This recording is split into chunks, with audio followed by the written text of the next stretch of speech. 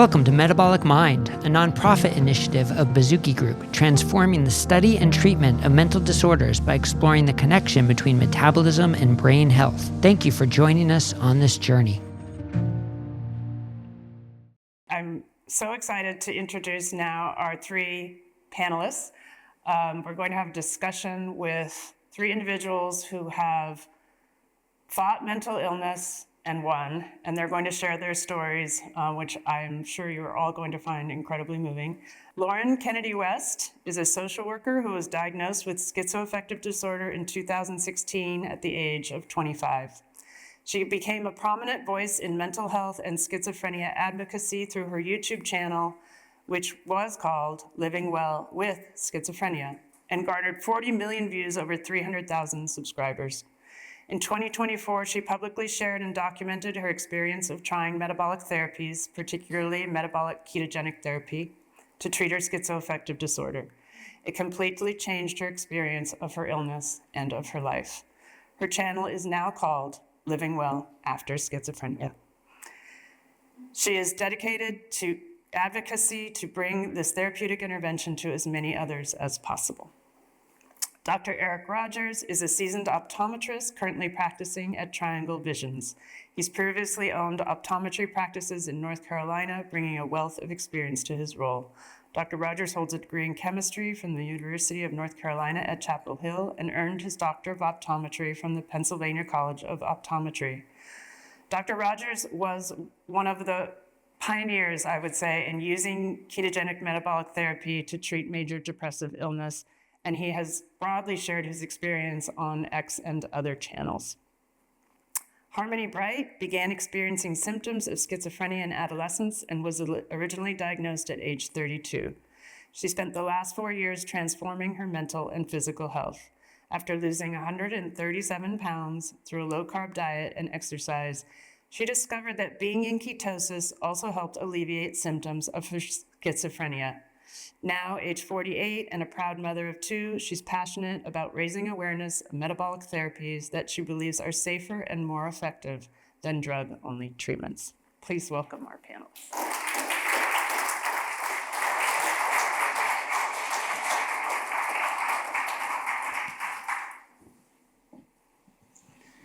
Thank you, all of you, for being here. I know it's a long way to come, and we are so happy to have you here sharing your experience.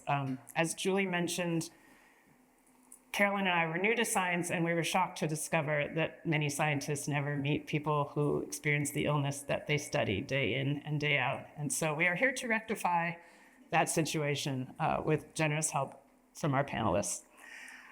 First, I'd just like to ask you each to quickly share your name, your diagnosis, and how long you've been using ketogenic therapy. Okay, my name is Harmony Bright. I was diagnosed with schizophrenia in 2008. What followed was additional diagnoses of depression, very severe anxiety and panic, and agoraphobia. I hardly left my house.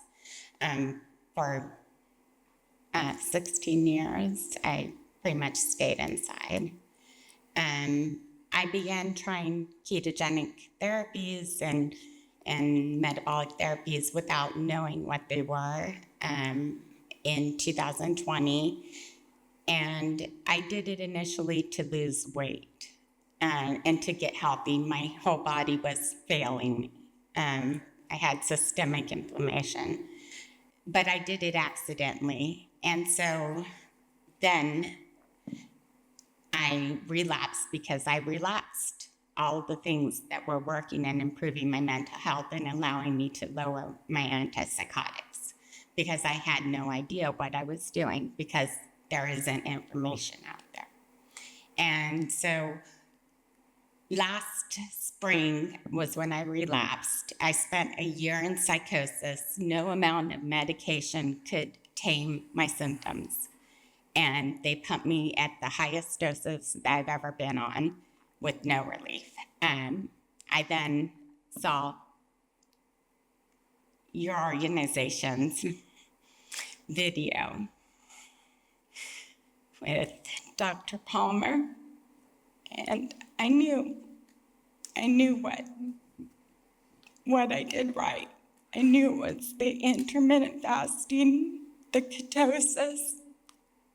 I knew because I lived it and it made sense. And before finding that video, I said to my psychiatrist, I said, I think it's intermittent fasting. Have you heard of this, improving schizophrenia? And they said no. And then I took that conversation I had and told my husband, I think this is it. And that's how we found the video.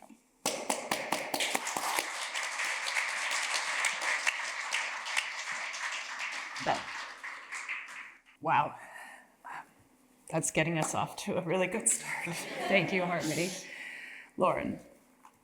So my name is Lauren. I was diagnosed with schizoaffective disorder in 2016.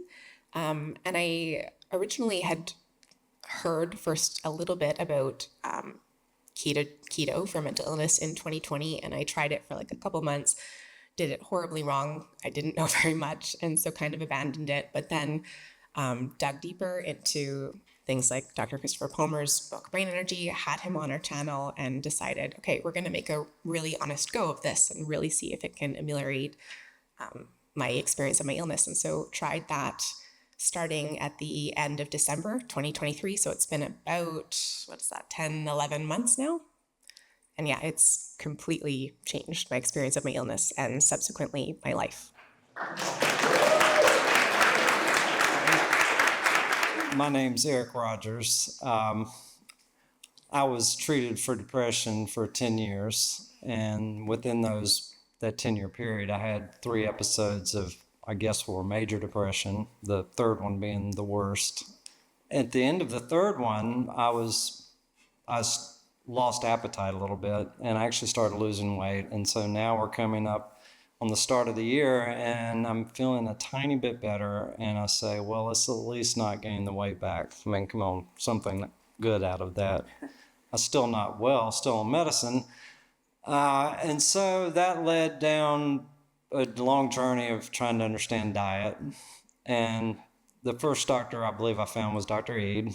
And then I've tried. I was on a vegan diet for a while, got a little better, but then I saw she was going to a conference in DC on the research in nutritional psychiatry. I mean, that didn't make any sense, of course. And I'm an optometrist, so what am I doing going to an international meeting on nutrition research in psychiatry? Well, I just had an inkling that I was getting a little bit better with the diet change. I didn't really know what I was doing with. So there I am. Dr. Eid's very willing to talk to me. And then there's a talk there by Dr. Palmer. I guess I'm the luckiest person on the planet.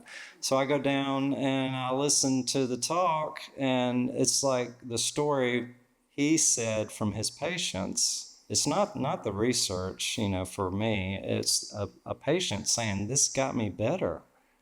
I mean, changing food got me better. And so that was it. Yeah, that was 2017. I've been keto since then, off medicine since 2017. And you really can't understand how much better it is unless you went through it. Some of you understand that side. Some of you understand the scientific side. But it's remarkable. And I just thank Jan for everything she's doing, and everybody here. This is amazing.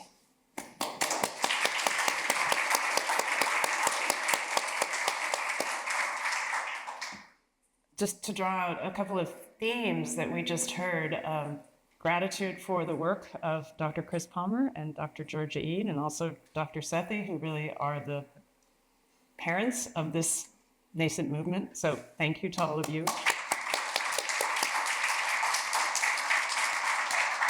And a lot of confusion and struggle and lack of information that people had to battle through to get to something that truly worked. And I think that is our mission, to change that so that when people first hear about it, first of all, that everybody hears about it, and then that they get the information that they need. And panels like this help us do that.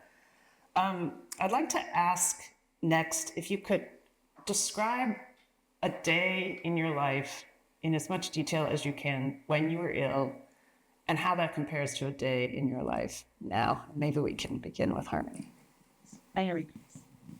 Okay. So I was diagnosed 16 years ago. My life was very unfulfilling. It was very bleak. I alternated between two types of people. The really sedated, very tired, lethargic person that would sleep or fall asleep all day long. And then when I was awake, I was in a constant state of panic that not even taking 5 Xanax a day could rectify. And I had no social life. I was agoraphobic. I didn't leave the house. I lost friendships because I didn't go out, and I couldn't go out. I mean, my illness controlled me. And how does that compare to, I mean, we can see you sitting here now. So we have an idea of how your life has changed, but maybe you can, in your day-to-day life, how has it changed? Now I venture out, I do things, I re-engaged friendships, and I can go places, I can attend things. I missed out on functions of my family, and they're the people I'm most comfortable around. I couldn't even handle being in public around them, with people I'm familiar and comfortable with. So I'm up here.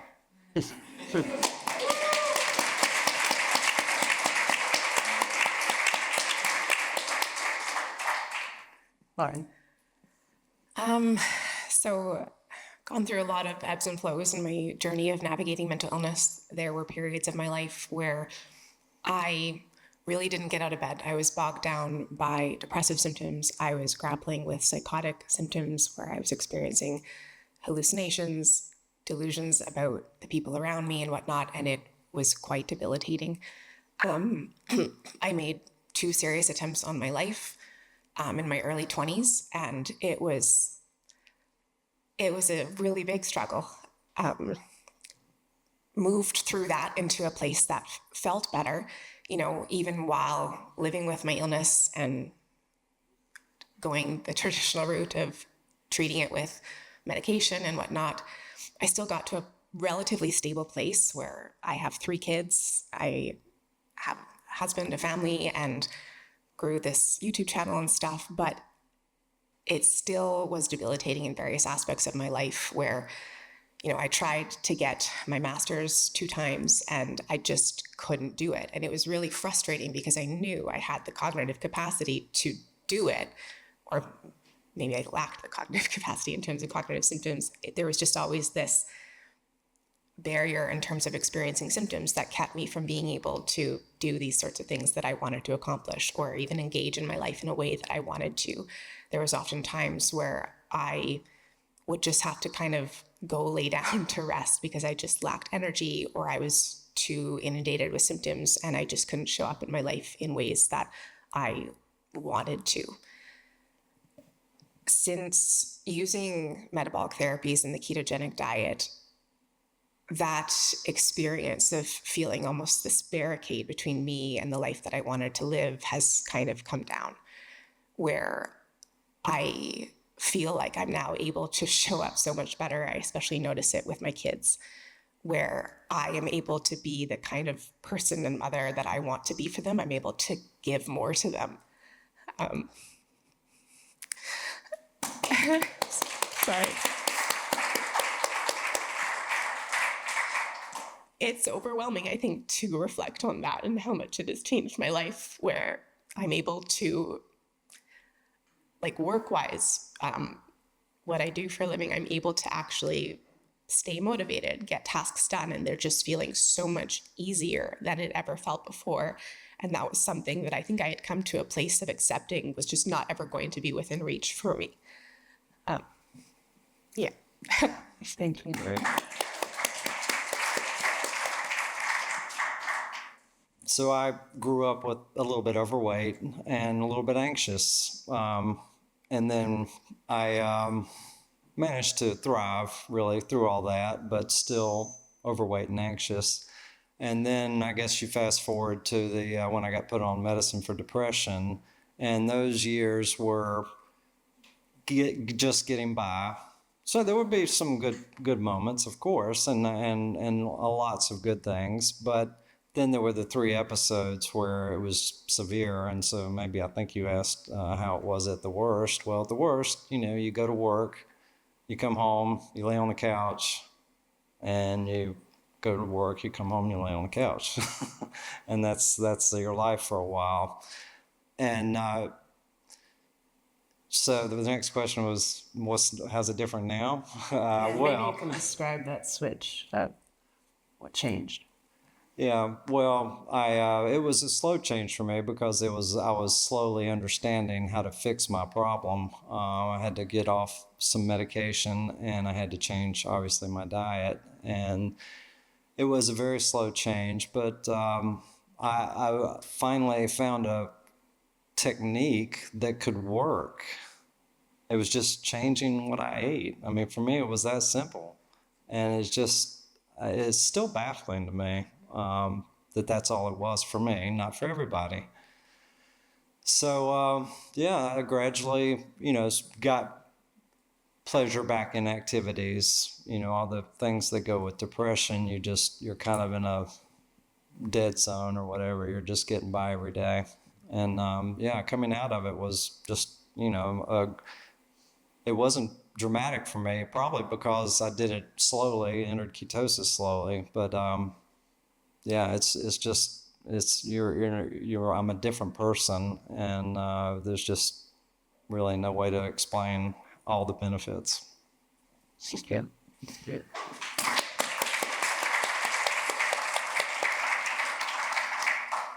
I want to jump a little bit into other therapies besides ketogenic therapy. So I wondered if you could summarize, in addition to changing your diet, what are the other things, the other strategies you use, lifestyle strategies, to stay well now?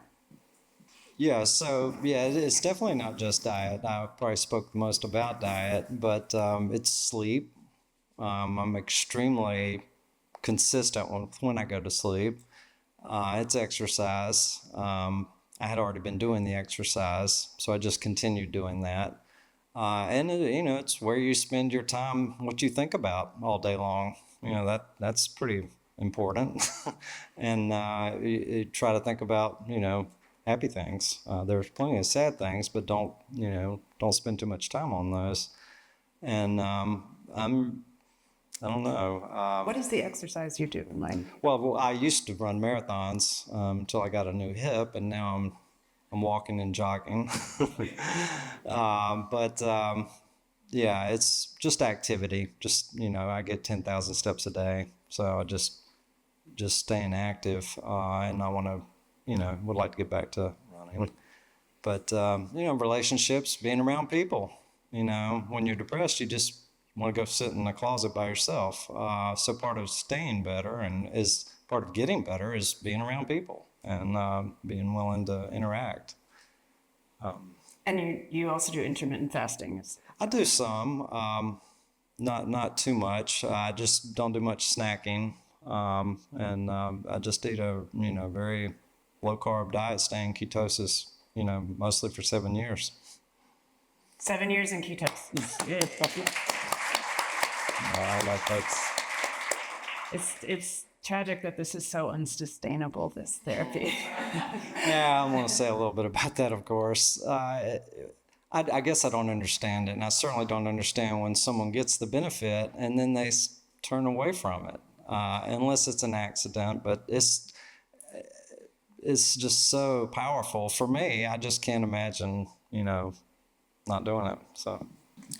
So incorporating other metabolic therapies was one of the mistakes I made the first time around, where I just didn't even think about that. So probably the biggest one for me is exercise. That was kind of something I did a lot pre-keto and metabolic therapies as well, though, which probably actually was helping me for a long time too. But really focusing on improving sleep and regulating circadian rhythm and understanding how important that is in terms of managing my illness and my metabolic health. Abstaining from drugs and alcohol is actually a really, really big one that I think is probably not talked about enough. Cutting that out over the last 10, 11 months, it's been kind of astonishing, actually, the effect that it's had on my experience of my illness. I think that's probably something that people don't think very much about because it's pretty socially acceptable, and it also is kind of a way to cope with difficult symptoms. And so, that. And Lauren, I think you didn't have a drinking problem or a drug problem. No. It's just social now and then. Yeah, like I really didn't drink very much. It was like a social thing, but I think coming to a place of understanding that I can't really do that in the same way that maybe other people can, and it doesn't affect their metabolic health or their experience of their mental illness as much.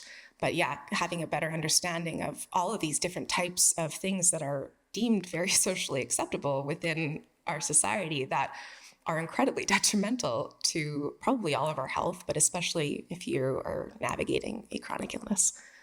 I have to ask you to describe your latest sport ambition, because Lauren is quite the athlete as well. You mean I saw you triathlon? running a marathon. Oh, okay, yeah. Triathlon, I think, is on the agenda. Yeah, so I was heavy into marathons. I haven't quite figured out how to dial that in the way I'd like to while on keto. But dipping my toe into like triathlon, and it's been a really important component. And those things also, not just from an exercise component, but from a like community and social engagement component, I think has also been its own form of metabolic therapy too. I use a lot of different strategies to help me navigate my mental illness. My day usually begins with getting some morning sunlight and following that up with sometimes food for fuel before I go out and exercise. My exercise routine usually lasts 3 to 4 hours. Right now I'm recovering from hernia surgery, so I kind of scaled back a little bit, but not much.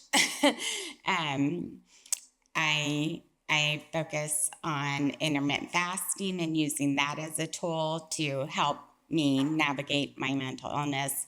And longer fasts tend to help me even more. Like if I'm struggling to control my glucose levels and keep them in therapeutic ranges, to control my schizophrenia, I find a longer fast to be. How long a fast? Like a 20-hour fast. Not incredibly long, but longer than my typical, when I first started metabolic therapy, it's a 16-8-hour fast. There's lots of things. I focus on stress and controlling cortisol levels and making sure like I do things like laugh and stuff like that, and take time for some humor. I try to, there's so much. I try to get like early dinners because I hear that's really good and helpful, to not eat late to disturb your sleep. I mean, there's lots of little strategies that I've kind of incorporated in my life. I'm probably forgetting like all of them, but I do so many things that I've written it down. And sometimes when I see people on X, I'll like retweet it. I'll be like, this is what I do, because it can be helpful, and I don't want to forget to share that with people. I want to talk about two questions together. Maybe you could answer. What were the hardest things about? What's the hardest thing about maintaining this kind of lifestyle? And then if you could talk a little bit about interactions with medications or your experience of getting off medications. My son Matt has been on ketogenic therapy for almost 4 years, and he is pretty much in remission of his symptoms. But when he drops a medication, like he recently did carbamazepine down by a third, and it has been very disruptive. He has these kind of daily small episodes of, I don't even know really what to call it. And it continues, and I think this is an area that we're really wanting to educate and explore, because I think that not everyone wants to get off medications, but for those who do want to reduce their dose or reduce the number of medications or get off entirely, there can be withdrawal effects that are often misunderstood or minimized or completely ignored. And maybe Lauren, you could start with this, because I just watched your video about this. Yeah, so the first part, what's hard about doing it, it's not really that hard. And I think a lot of you understand that, like, when you commit to making a change that improves your life so drastically, it's not really that hard to do those things that improve your life so drastically.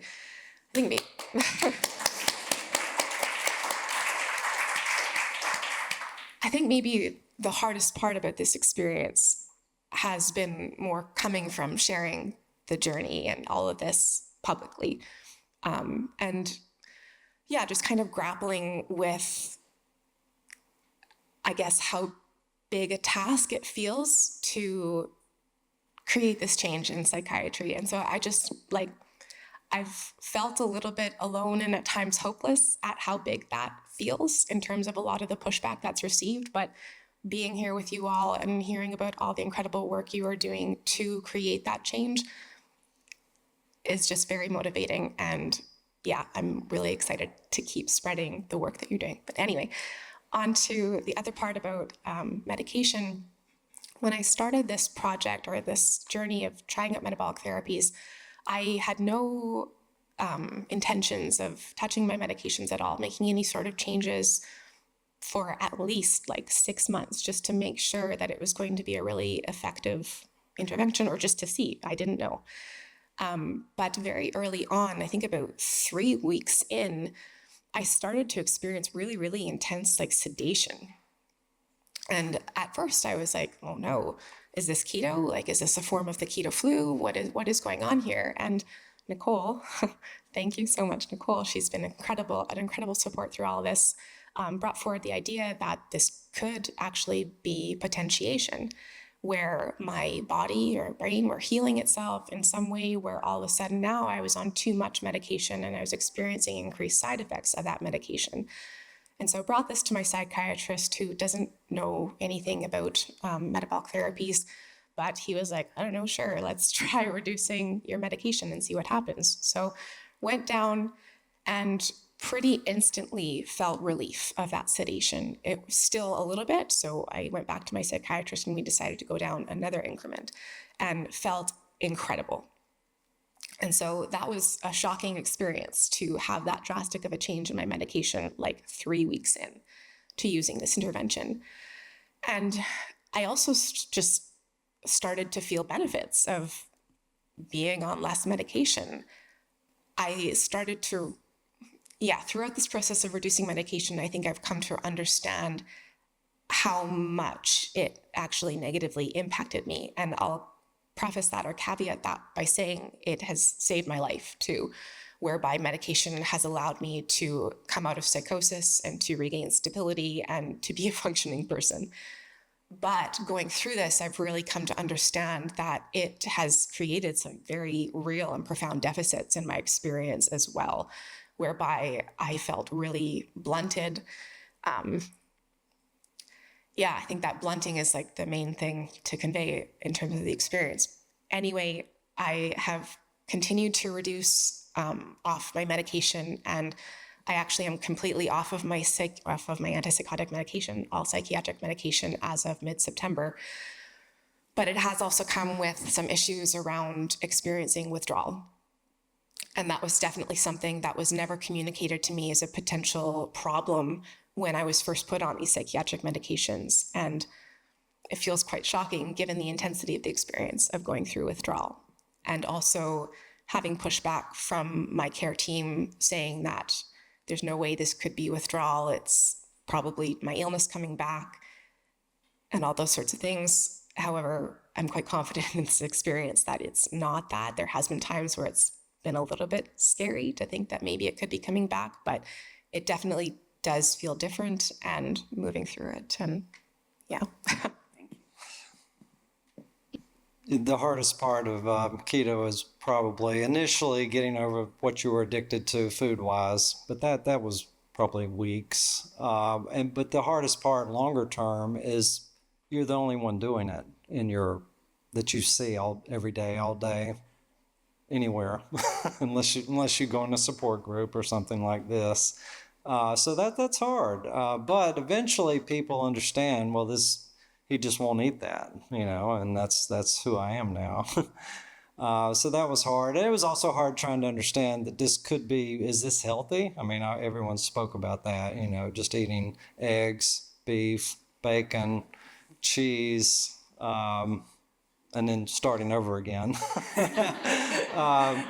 That doesn't sound healthy if you've listened to guidelines up till today, maybe. And it took a while for me to realize that is healthy way to eat. So that was hard, but staying long term on it is easy. I mean, it's just I can't think of anything easier because of the benefits. And what was the second part? Medications. Oh yeah, okay. Well, that was the year. That was the year when I met Dr. Palmer and Dr. Eid, and I just started thinking, I just don't think I need this medicine anymore.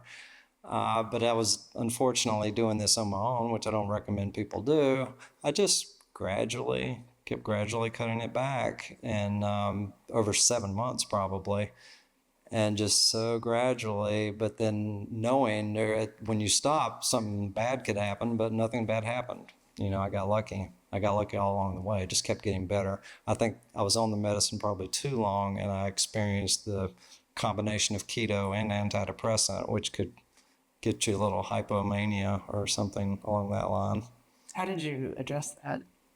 I didn't sleep as much, and had a lot of energy. Yeah, I didn't. I addressed it. Just I didn't address it. As I kept lowering medicine, it went away. I think we are starting to understand that for some people, maybe particularly bipolar 1, you need to watch out for that when switching into ketosis, making sure that sleep is regulated and whatnot. Sleep's vital, and that was, even now if I undersleep, I can tell. Yeah, thank you. I think what was hard about implementing the ketogenic diet for me is that I've been on antipsychotics for 16 years. And one of the side effects of that is metabolic syndrome. So controlling my glucose while on a ketogenic diet has been extremely hard, but not impossible. You just have to try harder. And I did.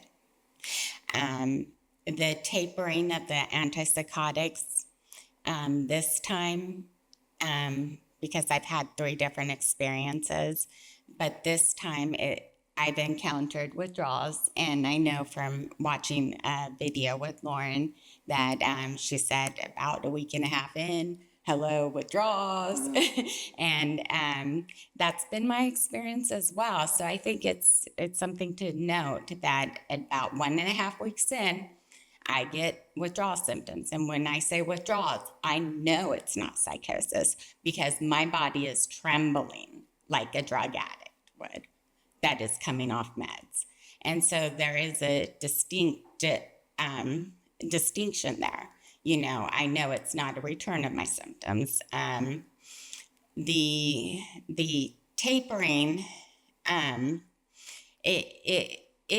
it can be pretty unpleasant, but it was necessary because I had drug-induced Parkinsonism, and it was actually causing me to aspirate my food.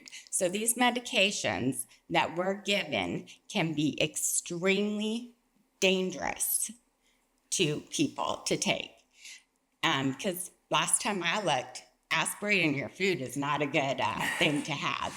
And choking and having problems just eating is not fun. And then you got the tremors and stuff like that to go with that. It's just not an easy thing to go through, but you can make it. And are you continuing to taper or? With my surgery that I had to repair my hernia, I decided I would pause it prior to going into surgery because I didn't need the additional stress of the withdrawal. And then I decided to pause it while I was recovering. And I think that was really smart because that's a stress that you have to factor into the tapering experience. And I'm letting my body kind of dictate it because what I found is when I taper, I tend to experience more and more side effects. And so when I notice an increase in my problems with eating foods and more tremors, then I notice that, maybe it's time to consider dropping again because I'll experience more side effects and they'll be more intense. When you're on keto and like potentiation, like you're getting more side effects on the same dose, right?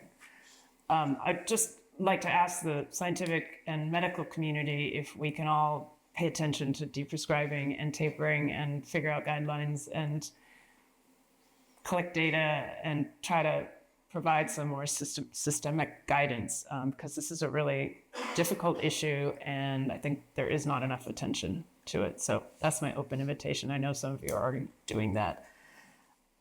Can you just say a couple things about how you track and what you track? Just quickly, do you track ketones? Do you track your sleep? Do you track your movement? Do you track your food? Those things. Well, yeah, I started tracking glucose first because that's what I learned about first. And it actually guided me as to what to eat and not eat because I was pre-diabetic at the time. So I tracked glucose a fair amount early on, and then I wore CGM.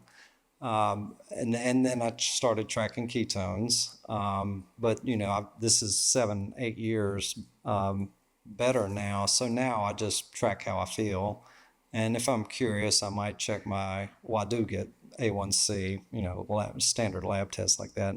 I watch my cholesterol for Adrian over there. He's not listening.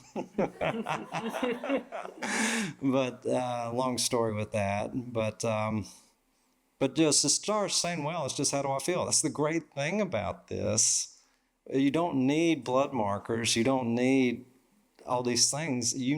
For what I had, when you're better, you're better, and you don't have to go to a doctor to. Am I better? You just know you're better. So that's great. So in the interest of citizen science and going all out with this project, we went a little bit overboard on tracking as much as possible. When I say we, my husband did this all with me on YouTube and stuff, but we tried basically every ketone monitor we could, urine, breathalyzer, Keto Mojo blood, the CKMs. We used CGMs. What else? We are tracking all of our metrics through Whoop, my Garmin watch. We got 8 Sleep, which measures our sleep as well.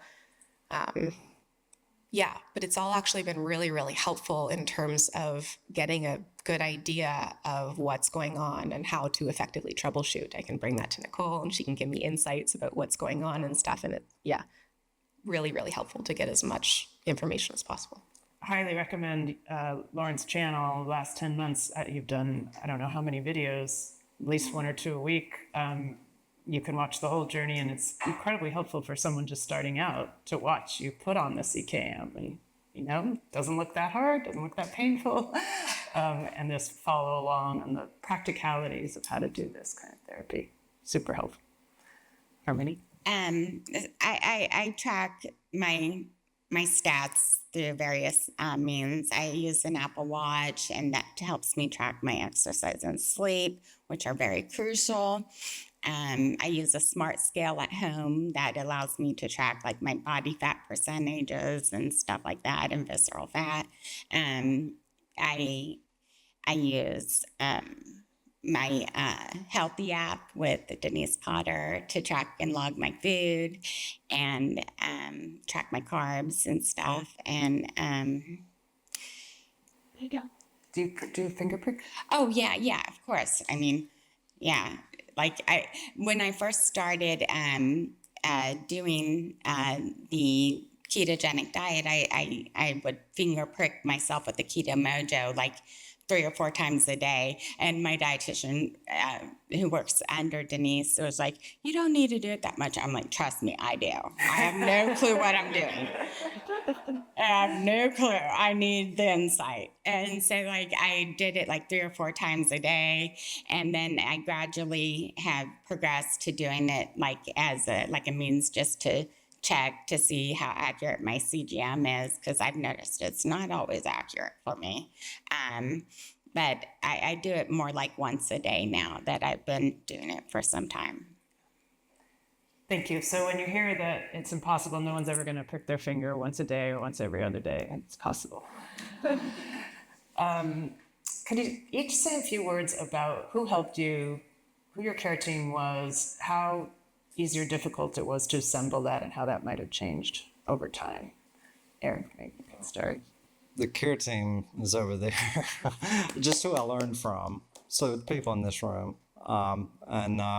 And then, yes, I saw my family doctor along the way because I checked my blood pressure one time. I was on blood pressure medicine, and I'd been getting dizzy standing up, so I checked it, and it was 90/60. I said, well, maybe I don't need the blood pressure medicine anymore. And so, yeah, I do annual physicals and stay up with my care team that way. So. And then it was people in this room. Absolutely. But see, I was just finding fragments of information here and there, and now it's all in one place at Metabolic Mind, and it should be so helpful for every person out there that needs to do this. They can go there and learn in one place. So, yeah. So when I first started preparing to do this project, I wanted to try to find a metabolic psychiatrist or someone who knew something about, metabolic psychiatry. Couldn't do it, couldn't find it. Or there was logistical problems. They have to be in my area to legally treat me, and I couldn't find anyone. So decided to go ahead with my current, what was current, care team of my psychiatrist, my GP, and my therapist, none of which had any experience or knew really anything about metabolic therapies or anything, but they all kind of agreed, sure, we'll monitor the medical side of this and learn with you, I guess. What was instrumental was connecting with Nicole. She provided so much guidance and information, and I could not have done it without you. Thank you so much, Nicole. So instrumental in terms of giving me information that I could then relay back to my care team and try to have constructive and collaborative care. It has been definitely a challenge, though, because I'm sure a lot of you are aware there are very ingrained status quo within the medical system, within the mental health care system, and it has been difficult. But with help like Nicole, it is possible.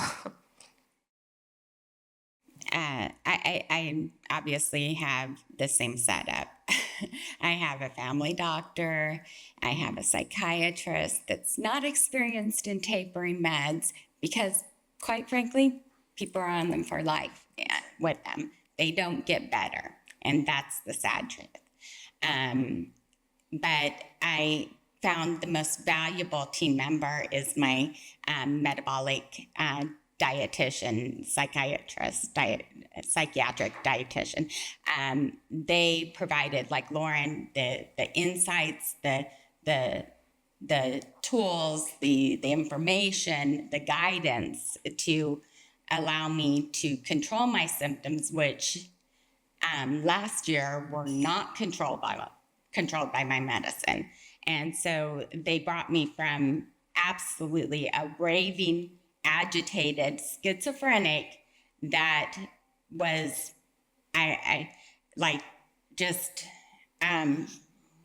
basically it was like a non-medicated schizophrenic, and they Even took though that. you're on a full dose of it. I was on the highest dose I'd ever been on, and it never controlled my nonsense coming out of my mouth, basically, because like I knew my own thoughts didn't make sense to me. I'm like, why did I think that, and so like it brought my thinking under control, and it did what meds couldn't do for me. Wow, thank you. So I have a couple minutes left. I wondered if each of you could share a few words of advice for scientists in the room, clinicians, and others wanting to try this therapy. Eric? Yeah, so I would say that changing your diet and your lifestyle can cure your depression. And that's, I don't know if that seems radical, but you don't need a doctor to change what you're going to have for lunch and dinner and then breakfast. You don't have to go to a doctor, but you do need to learn what's the right way to eat. And there are books out there, and there's a website to learn from.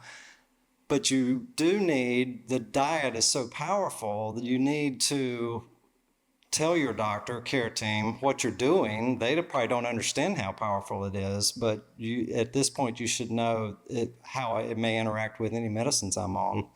And so you do need to advise your care team, and but it can completely cure your depression. I mean, everyone here believes that. I'm pretty sure. Everyone watching does not. So. Right. We're going to take that clip and put it on TikTok. Make it go viral. I think all of you here understand how impactful this can be as an intervention in terms of improving people's quality of life. I think maybe in terms of moving towards our collective goal of getting this out to as many people as possible, understanding it beyond just needing to prove the science, which I really appreciate all the work you are doing to do that, but understanding that it's a really nuanced thing, bringing this to as many people as possible, where people's identity are kind of wrapped up in this experience of living or struggling with a mental illness for so long. And yeah, I guess understanding that within the context of how we approach bringing this to as many people as possible. And I guess, yeah, having empathy or an understanding of that aspect of this experience and why that may be informing why it feels daunting or inaccessible for various reasons, that there are, a lot of bigger issues underlying that could be informing this as well. And I guess it's just maybe important to understand that or consider that in terms of how we disseminate all of the incredible work that you're doing and try to reach as many people as possible. So what I would like to say is that a lot of people talk about the adherence of the ketogenic diet. Will a mental health patient be able to adhere to this diet? Of course they would. I was a psychotic schizophrenic and I adhered to it, and I'm here today.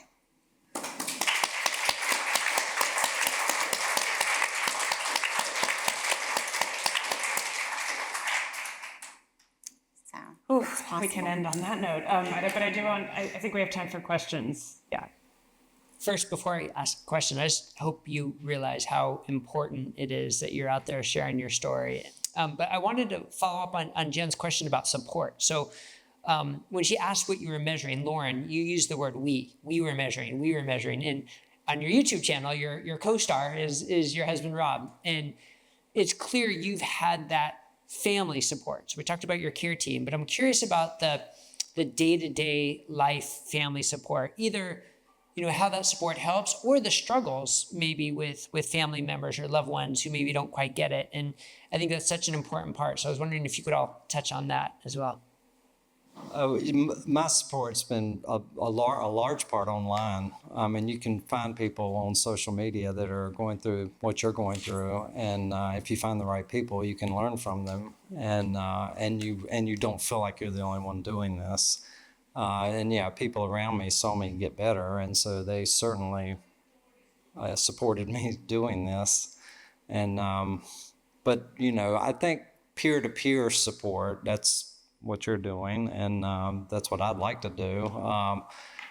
Just talking with someone who's going through this and treating it with lifestyle and diet, that's the kind of support I think is most useful.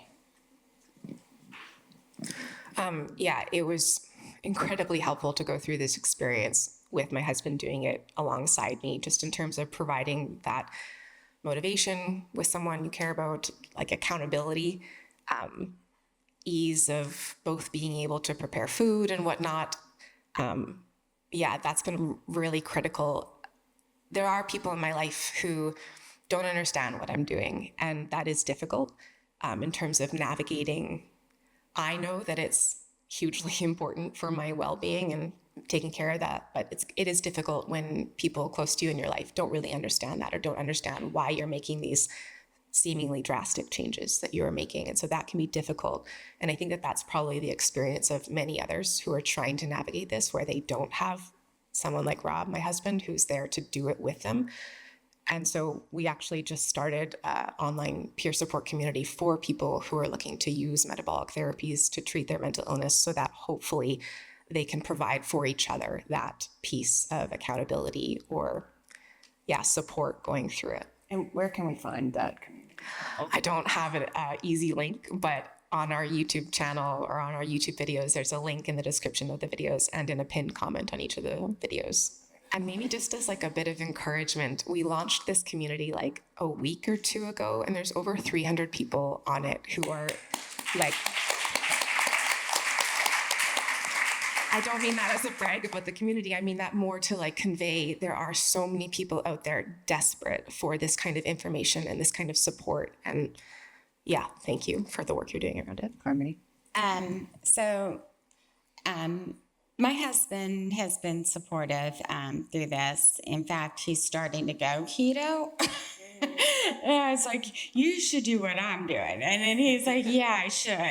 And so he's kind of going keto because he's had some health issues as well, that he could benefit from lowering his inflammation. And that's one of the benefits to doing a ketogenic therapy. As for other support, I found going online and going to X and finding people that have been through similar experiences and learning from them and expanding my knowledge has been very helpful. Thank you so much again for being so inspirational. So I have a question for you, because based on the experience we're having with our participants, I know it's not smooth sailing. I know there is rocky times especially when you start. There is temptation to perhaps not follow the diet specifically or strictly because, of course, of many years of different practice. So is there something that you can share with us in your internal experience of mental health and mental state that you, when you were doing that, thought, oh my God, yes, that is it. That is fundamentally different from anything else I've done. Anything about your energy levels or about mental experiences or thoughts or sleep, something that we can use as clinicians to monitor and be very, very valuable for us to know. I could. Yeah.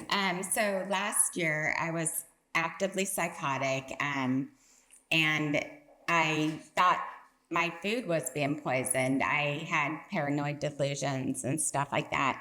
I no longer think that.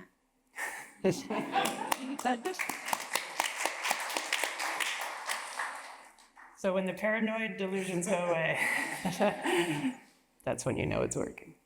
I think for me, stuff like that started to fall away. And I remember 1 or 2 weeks in remarking to Rob, whoa, something's really different. And I realized I'm not noticing I'm having hallucinations or delusional lines of thinking anymore. And that was weird. But I think the biggest marker for me is a shift in my perceived capacity and how much that really has improved my life, whereby I felt very limited capacity before. And all of a sudden I'm stepping into this space now where I have the capacity I've longed for so long. And I think maybe something for people to reflect on in this process is quality of life. Not so much what is my experience of symptoms or do I like my medication or whatnot, but no, like take a minute and reflect on what is my current quality of life and would I like to improve that? Yeah, so for me, it's a complete sense of calmness, no anxiety. And it's weird if you've been anxious most of your life to just sit here and bad things happen and they just, okay, well, they went and then you just keep moving forward. And the other piece I would say is you're going to probably go off the diet. I only did once or twice, but the very next day, oh yeah, okay, that's why I stay on the diet. You could absolutely feel the mood worsening, and that was informative and interesting. Luckily, short lasting for me because I didn't stay off the diet very long, I believe. So we heard delusions and hallucinations go away, increased capacity, calmed anxiety. That's pretty remarkable. But those are things to watch out for and to have your patients watch out for. I remember when Matt started to get better, we couldn't really believe it. I kept saying to Dave, could it just be changing his carbohydrate level that is transforming his whole life? His whole personality is being recovered as a result. Hey, great. So we have a question from one of our Fresh Starter awardees, Oliver. So what he shares is, my experience is that once I stopped taking the meds, that was when the biggest risk was. Could each of you talk a little bit about the speed at which you tapered and any hints and tips you may have about lowering meds? Thank you. Well, as I said earlier, you need to do this with your prescriber. And I just did it extremely slowly, and looking back, maybe too slowly, and I got lucky. I know that's not much of an answer, but Yeah, that's what. And that was antidepressants. yeah. Coming up. Yeah, so on our channel, I'm always saying, please do this with a prescriber because there is very real inherent risk to doing that or to reducing your meds or going off your meds. I actually went slower than my psychiatrist recommended I go because, again, I think an unfortunate reality is that a lot of prescribers maybe don't know a lot about the inherent risk of withdrawal and whatnot. And I think I even still went too fast. It was tossed up that I could be injuring my brain by doing this. And that is actually like what it felt like, where it felt like I was experiencing the middle of a brain injury going through some of these withdrawals. And so I understand the desire to just get off the meds. They're not fun. I wanted to get off them, but perhaps taking it slower than you think you need to. So I've had 3 different experiences tapering. The first time I tried to drop it 20 milligrams because my psychiatrist thought I was experiencing too many side effects. I did not tolerate that at all. I had a resuming of my symptoms, so I went back up. And the second time I dropped, my psychiatrist, knowing the first time didn't go so well, she didn't want to drop it. But by this point, I was choking on my food for probably like 7 or 9 months. And I was like, I need to drop this. She didn't want to. So I researched it. I did everything wrong that you're not supposed to do, but I didn't want to listen to my psychiatrist because I couldn't eat. And that's no way to live. And so I saw that if I didn't take my medication with food, it reduced its strength that gets absorbed into my body. So I did that, got a little symptom relief, and at my next appointment, I told my psychiatrist what I did. And I said, I did this, let's just make it legit because I'm tolerating it. And so I tolerated that drop, and then I continued because at that point I was doing metabolic therapies without knowing it, and we continued to do 20 increment drops. But after the relapse, because I relaxed those metabolic therapies, my relapse, this year I started tapering. This is the third experience with tapering for me. And, I tried to do that same 20 milligram increment drop. Didn't work for me. Not this time. It was too much. So then I waited and like a month or so. And then I started doing 5 increments, 5 milligram increment drops. And that still gave me a lot of withdrawals with shaking and stuff and other symptoms like increased agitation and stuff. So I paused. I paused the withdrawals, and the hernia surgery for me was a blessing and a curse, because who wants to go through that? But at the same time, I paused my thing long enough to where I feel like my brain got a chance to catch up to what was happening, and it was a good thing. So maybe a longer pause is needed, listen to your body, look for how much side effects you're experiencing from your medications, and kind of work with your psychiatrist and your metabolic dietitian to work through that process, because that can be very helpful. And I'll just add that we're going to start to be adding more content on Metabolic Mind. We've got a couple of YouTube videos, one with Mark Korowitz, who's a deprescribing expert, and we're going to be adding more to that. And we'll have some links on the ThinkSmart website of resources for handling withdrawal and for safely tapering, including compound pharmacies and liquid formulations, things like that. So thanks, everyone. Thank you, all three of you, for sharing your stories. I think the power of story is embodied in all three of you and how much change it can cause in the world. So really appreciate it. I wanted to ask Harmony specifically if you would be willing to expand a little bit more on what you said about in the midst of psychosis and all of the chaos and challenge of that experience, somehow knowing that you wanted to stay on this plan. And just to talk to us a little bit more about that experience. How did you know in the midst of all of the noise that this is something that you still wanted to stick with? Well, my experience was so positive when I tapered in 2021 that I knew that this therapy worked. I mean, because my psychiatrist was like, "What are you doing? I don't know, you never improved. It's been 13 years. And I said, "Well, I'm doing a lot differently. I don't know what it is exactly, but I'm doing a lot." So I knew it was something I was doing.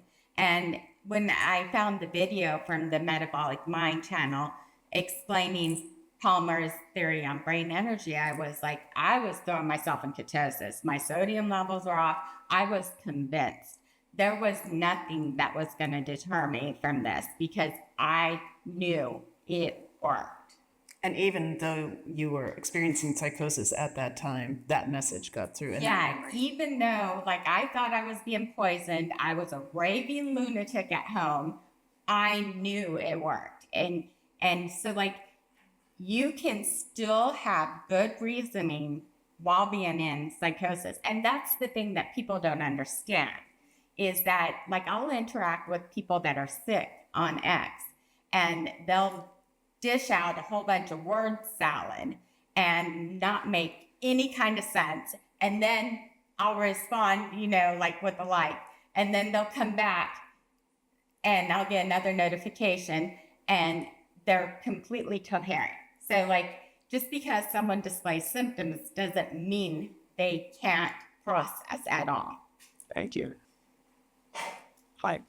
I would like to know if the clinicians who followed you in your journey have tried this intervention with another patient, because I'm sure they're not used to seeing success stories like yours. And do you know if they have changed their practice in any way, or if they have tried it at least with another patient, or they keep thinking you're a unicorn that won't be replicated anywhere else? Yeah, well, I'm at my age, my physicians are mostly retired. But it's hard because not them, but any doctors just don't, I guess it's like they don't hear me when I'm saying what happened. That's the way it best feels to me. And I hand them a book, Brain Energy, and then a year later, I didn't get around to reading it. And now I hand them a book, by Dr. E, Change Your Diet, Change Your Mind. And by the way, I'm in that book. My recent doctor I saw actually said, "Oh, is that for me?" And he took it. So we'll see next year.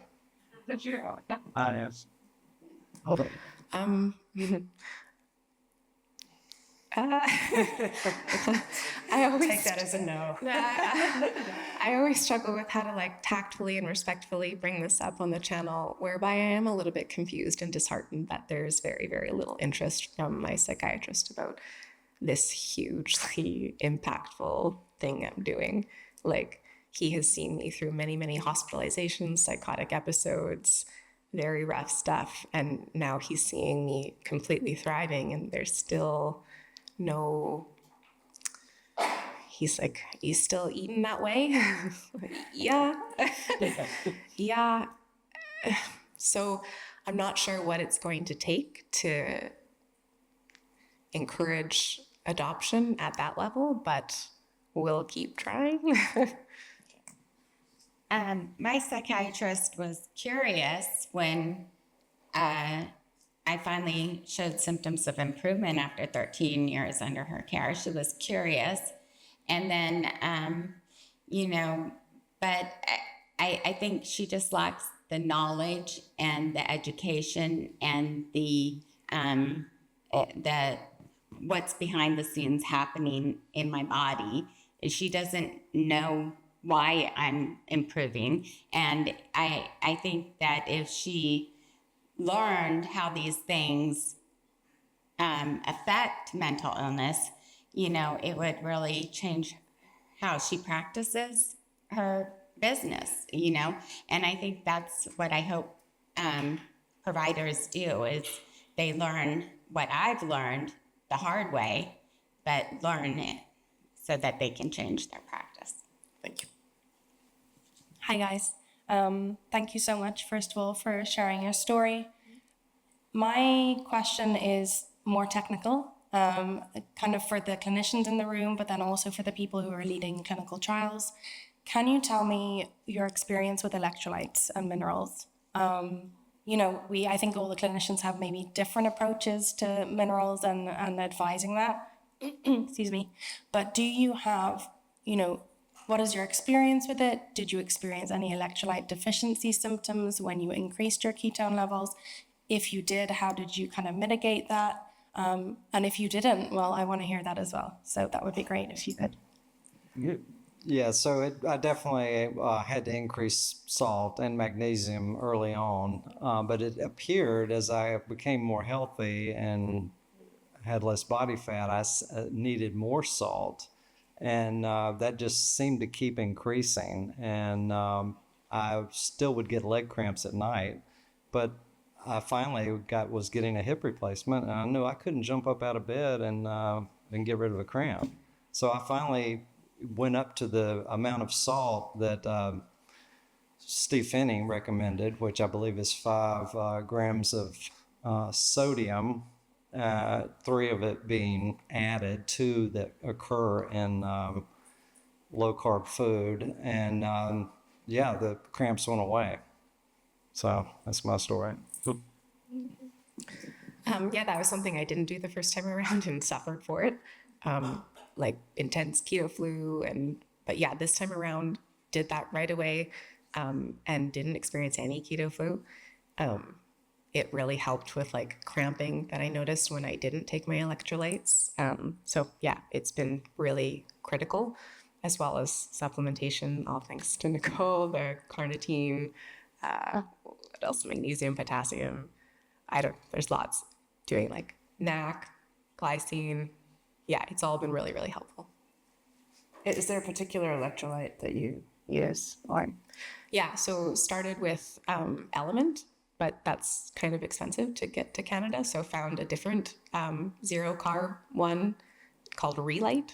I don't know if it's available here, but that's what I use. I got a question. I got a question for the room. Dave says if you solve salt, you're probably, and magnesium, I guess, but you're going to solve a lot of the other electrolytes. And that seems to be what worked for me. The one I really have to keep up is sodium and salt. Yeah. Yeah, I second what Lauren says, basically, to word by word. The thing that I would add is that the magnesium also helps lower my glucose, which I'm insulin resistant. So like my strategy at attacking this is what's going to help me the most. So like a lot of it is glucose lowering strategies for me, and magnesium. I take that several times a day. So Okay, this will be our last question. Comment appropriately, Dr. Chris Palmer. thank you so much for sharing all of your stories. All of you are putting yourselves out there and talking about this. And as somebody who's also in that same boat, we get a lot of pushback, a lot of criticism, outright attacks. People make it personal. But my question is, do you have ideas or thoughts about what else you might need personally to be able to keep going? What do you all feel like would help you personally to just take care of yourself, to be able to keep fighting this fight? And I guess most importantly, what can we as a community do to support you? Thank you, first of all, for like sharing that. I think a lot of people in this room, being public faces of this, as it was deemed fringe or new way of thinking, are inevitably facing some difficult feedback. And I understand that on a deep level, having shared this on YouTube and being subject to the whims of the internet comments. Yeah, I think I have gotten pretty down at times with that aspect of the feedback and just feeling a little bit bogged down about how, again, like I said, big of a challenge this feels in terms of moving this movement and this better way of approaching psychiatry forward and to as many people as possible. But I also just want to make it really clear that there are an unbelievable amount of people in the comments who are sharing that they have found this and it has changed their lives as well. And so I really want each and every one of you to know that there are like an unbelievable amount of those stories being shared as well. And so that helps me keep going and getting connected with you all and just, feeling on the same page about the importance of this and how life-changing it can be and how important it is to bring it to as many people as possible is really important. I think that I'm making an assumption here, but assuming that a lot of people in this room, if not everyone, myself included at various points, has been like, fine, if you don't want to accept this as a helpful way to improve your life, fine. But really trying to come back again to understanding that, no, we can't fall into that. And it's important to just keep fighting to bring this to as many people as possible. And like I mentioned earlier, trying to approach the conversation with a degree of humility so that people do feel safe with this enormous mindset shift that we are asking of them. And honoring how big that is for a lot of people. Yeah, well, at the moment, I don't need any help. I know I'm doing the right thing. And if I start getting attacked and need help, I'll call out. I don't think I will. So it's just too important. It's too simple a fix, at least in my case, that doctors don't understand. And that's crazy. Really? I mean, I was crazy. That's crazy. So anyway. I do post and I do share my journey on X, and I haven't had a lot of backlash. I haven't had that. The people that interact with me are cheering me on. they're cheering me on. So like my psychiatrist doesn't understand it. And what we need to do is create a movement so big, they change the guidelines for treatment. And that's how you can support me.